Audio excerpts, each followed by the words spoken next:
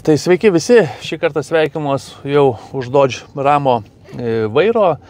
2023 metų automobilis, 5,7, Hemis, 8 cilindrai, visų mėgiamas, mylimas. Tikrai turbūt daugelis vyrų, kurie sakytų, kad mašina niekam tikusi, meluotų ir savo, ir kitiem. Modelis tikrai turi daug šarmo, labai įdomus, važiuoja puikiai, smagus. Aišku, po miestą, po visokias Akropolio aikštelės ar dar kažkur čia jau kita kalba, bet iš principo važiuoja labai maloniai, tikrai labai smagu tokį automobilį vairuoti ir kelyje gerai jautiesi ir aišku, tos pagarbos iš kitų natūraliai dėl dydžio mašinos. Tai keletas dalykų tokių, servise 007 be abejo sumontavom Landirenzo dujinę įrangą. Trumpai apie komponentus ir visą kitą aš pridėsiu nuorodą į atskirą video, bet šiaip dabar už vairo stovim degalinį, tai tiesiog noriu atkreipdėmėsi į bent jau 25 metų kovo mėnesio pradžioje esančias kainas, tai mes matom švieslentėj €49 centus beveik už litrą benzino ir dujas matom 78 centus, ar ne? Tai realiai važiuojam dvigubai pigiau dujomis negu benzinu. Tas šiaip jau santykis, jisai toksai sąlyginai nėra palankus dujų pusėje. Čia buvo ilgas laikas, kai turėjom netgi 1 euro skirtumą nuo litro.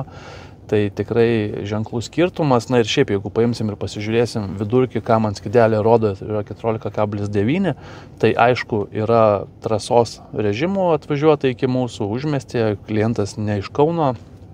Tai vidurkis apie 15, sakykime, trasoj, tai miestėse gali būti 20 ir daugiau be jokių problemų. Tai jeigu paskaičiuosim, kad 20 litrų pakeistume 20 litrų dujų, tai jau žiūrėkit, sutaupysim po 700 kelis centus nuo 1 litro, tai netaip jau ir mažai, ar ne? Tai sistema, aišku, nėra irgi pati pigiausia, montuojam pačią geriausią ir brangiausią sistemą, ką mes iš principo šitam varikliui turim. O automobilis tikrai važiuoja puikiai.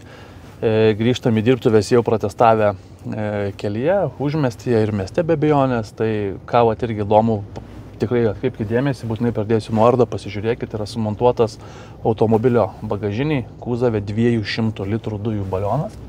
Labai norint, iš tikrųjų galima sumontuoti ir 200 litrų kūzave, esam ir 260 litrų sudėję kūzave, bet galim to pačiu ir dadėti dar vieną balioną apačioj. Tai reiškia, jeigu labai kažkas nori turėti daug tūrio ir daug kilometrų važiuoti su panašiu automobiliu, tai galima turėti netgi beveik 300 litrų dujų. Tai tikrai pakankamai solidus kiekis, netgi tokiam automobiliui, ir tikrai galima toli su juo nuvažiuoti. Na, o sistema, kaip minėjau, italų, Landirenzo, jeigu bus įdomu, tai pasižiūrėkit pridėtą video, kas ir kaip yra sumontuota jau pačiame variklio skyriuje. Tikrai pridėsiu video ir baliono išvaizdos, kaip atrodo. Kūzavas, tarp kitko, gražiai užsidengia ir baliono net ir nesimatys. Taip, kad kiekvieno kliento, kiekvieno savininko pasirinkimas, kokį tą balioną rinktis. Na ir tikrai bus labai smagu, kaip ir visada, pasižiūrėti ir suadministruoti visus komentarus, kaip čia klientas turi pinigų tokiam automobiliui, bet neturi benzinui. Tai tikrai pataupykite energiją, nesivarginkit, nes gerbkim klientus, gerbkim žmonės, kiekvieno asmeninę nuomonę, kokiu kuru jisai važiuoja, bet aš tai galiu iš savo praktikos pasakyti ir iš savo patirties, tai paprastai tokie klientai, žmonės, kurie kaip tik moka skaičiuoti, jie turi pinigų ir brangiam, geram automobiliui ir be abejonės renkasi dujinę įrangą ir tą daro ne veltui, nes jinai važiuoja absoliučiai idealiai lyginant su benzinu ir tikrai tų problemų kažkokių nekelia, taip kad tos taupyti pinigų kodėlgi ne, tikrai tą padaryti galima ir tikrai verta. Taip kad jeigu ieškosit kokybiškų Landirenzo sistemos montavimų ir sprendimų, kreipkitės drąsiai, servise 007 padėsim. Ačiū.